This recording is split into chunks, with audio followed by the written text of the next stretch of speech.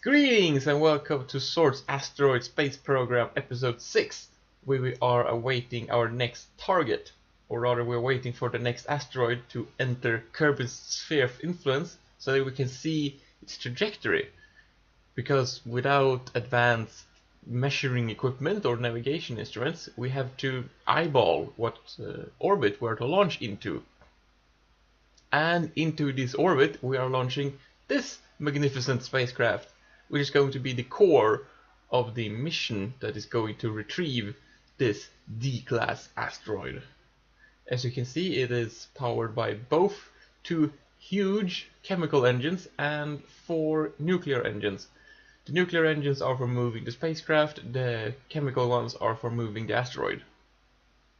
Now we are launching a regular XXL tanker, as I call it, and this is going to rendezvous with the previous launch and refuel it and provide additional fuel for the upcoming missions.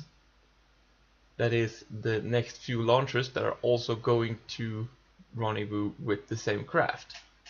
We are going to spend the entirety of this episode building this mission, or rather preparing for retrieving the asteroid.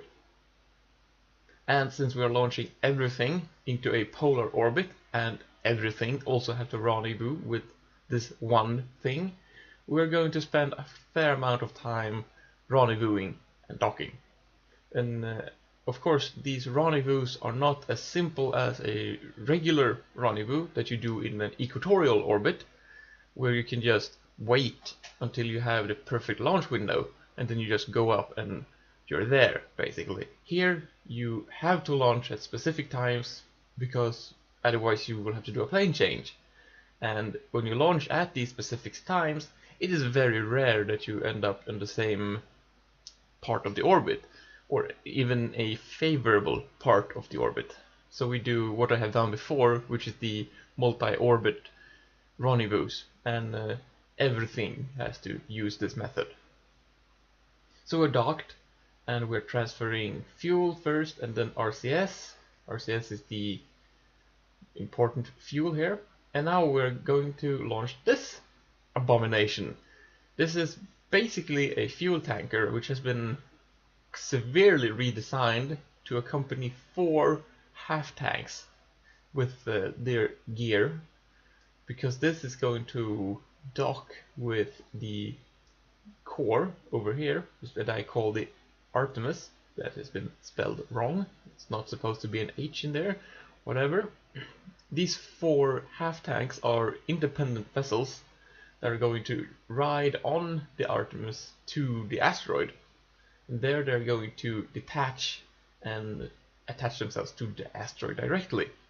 But first we have to bring them up into space and onto the Artemis, which we're going to do like this. The carrier, the rebuilt tanker, parks itself some distance away, and these things attach and fly over. They are fully capable of their own navigation. They have RCS and SAS systems, as well as any electricity you can require.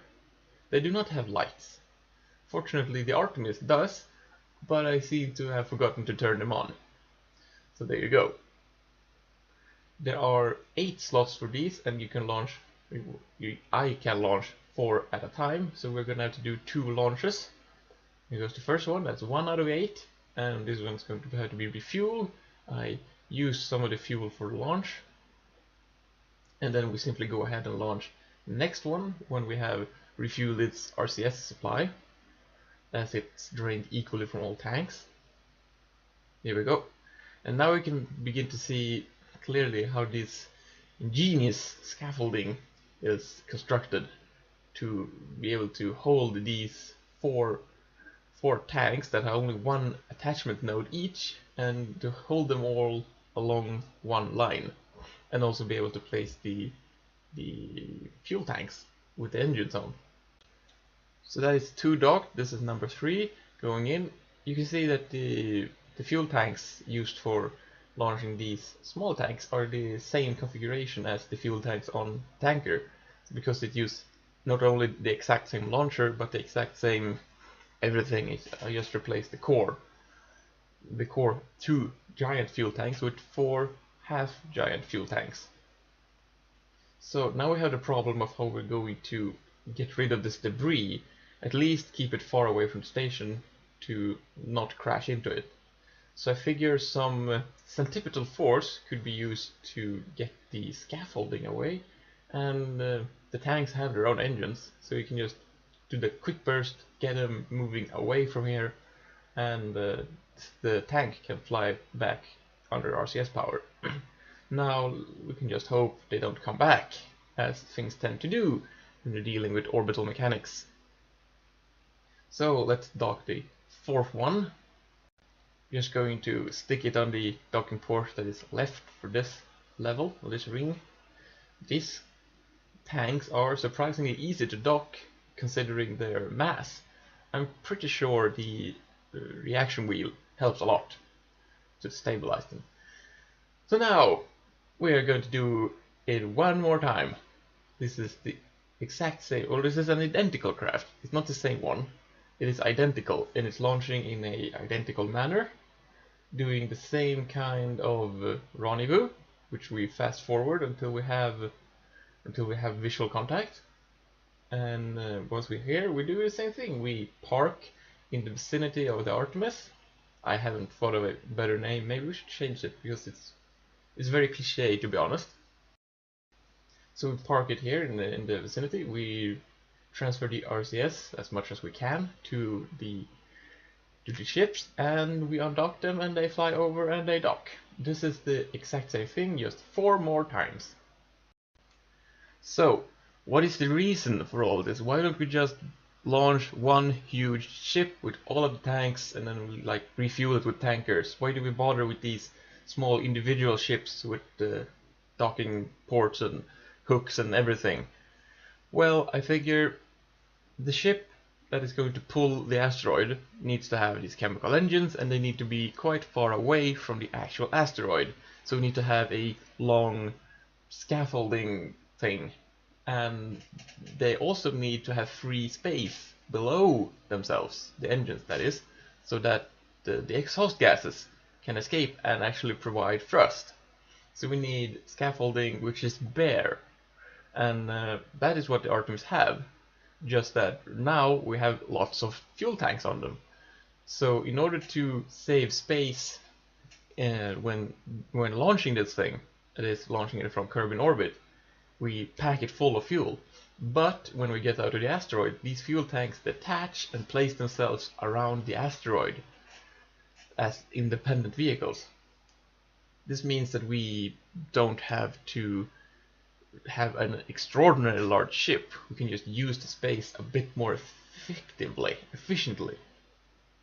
And because these things have both RCS and SAS, this means that hopefully we get a little more control over the asteroid itself. I remember the C-class asteroid was a bit difficult to control, but hopefully this D-class will be easier as we have a lot more control authority on it. So let's get this docked. Come on. Yes. Alright, that's 7 docked. We need this 8th one. And it still has the engines attached. Let's use that to get in close without using any fuel that we're gonna need later. Okay, so let's just cancel out the velocities. Something like that. Now we get rid of these and we fly in the last bit on our own. Of course, this is going to leave a lot of debris, or it is leaving a lot of debris in orbit, but it is in this particular polar orbit, and as long as we don't come back here, we shouldn't really have to worry about it. It's just going to float around. And besides, everything except the 2 structural parts has some fuel in it, so we can actually scavenge for fuel if that would be necessary. And there we go, we have 8 out of 8 fuel tanks. We're just gonna top it off with whatever's left in the fuel tanker and undock. We're not gonna bring it with us. So there we have refilled all our RCS. The Artemis is now free and on its way. Let's see, okay, the fuel tanker doesn't have any RCS, so it's dead in the water. We'll figure out how to get rid of that later. for now we have this huge ship that is, well, it's a bit wobbly. Hopefully it will be enough to bring one of these D-class asteroids in. Let's see, we're gonna do this encounter. It's not perfect.